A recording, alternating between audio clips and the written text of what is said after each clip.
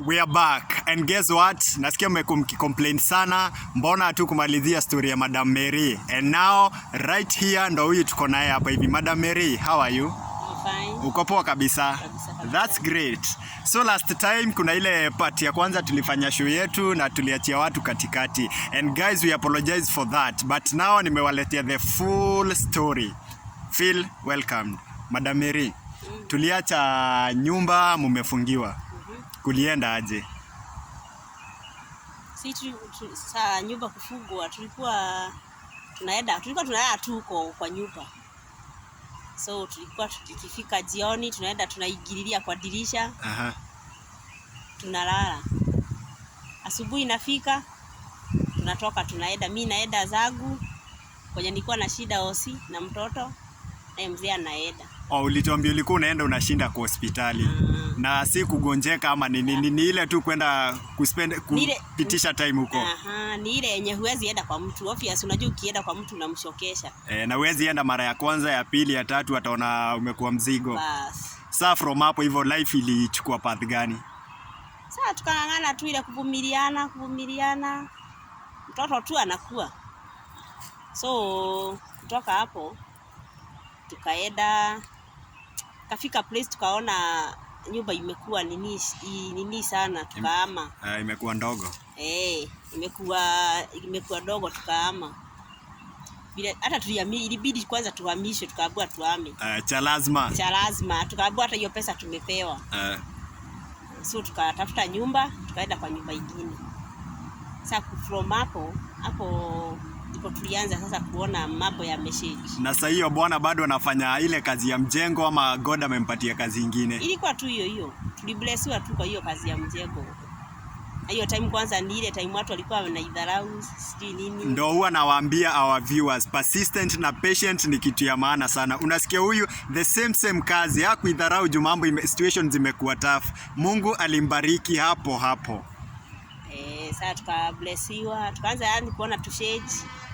Naona mnakula vizuri, amwendi kwa hoteli mnajipikia. Pesa inapatikana. Ya kukula, ya kukunywa. Sasa kama tukua ile well up kabisa.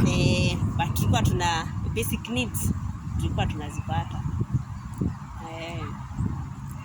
From hapo nyumba mmehama ama mmehamishwa. Mlienda wapi? Next mlichukua gani? Kuna kiateka fulani tulienda tukawabonga na yeye. Hao alikuwa analipisha hao 800. So ile ya kwanza ilikuwa 400, sasa hii ni double. Yenyewe mambo ina change. So tukaongea na yeye, akatuambia tuingie tumtafutie pesa baadaye. Sasa huyu kiateka mwenyewe vile tuliongea na yeye na tukasikizana, tukashift huko. So kushift tukaenda akatupea kiti skeleton yenye inaga nini. Tukakaa huko. In short, Mungu amekuja hadi na changes sasa. Pale amkuwa na kiti anything, kiti imeingia na nyumba ndo hiyo. So kuanzia hapo sasa maisha ikaanza kushage. Sasa hapo mtoia kwa miezi ngapi ama miaka ngapi? Sasa alikuwa na miezi 7. So ni period ndogo sana imepita. Yenyewe Mungu ana work. Sasa kutoka hapo nikaenda kazi EPZ. Kuna mahali kunaitagwa EPZ, kuna shonagwa nguo. Kwa sasa nilienda. Kwa hivyo wewe ni yule mtu hard working. Ukasema kukaa nyumba tena hapana. Si nikapeleka mtu daycare. Sasa nikaenda huko EPZ. Kaanza kufanya kazi. Sasa maisha sasa ikabadilika. Na from hapo hivyo bwana kazi alikuwa tu anaenda, akipata anaenda, akikosa anakaa kwa nyumba anaangalia mtoi. Na sasa juu saa hizi kulingana na venye tunakuona, si kama venye unaelezea, kulienda aje juu naona yenyewe Mungu kuna kitu amefanya. Kwambia Mungu. Hebu niambie hiyo safari imekuaje? Unaona Mungu akiamua.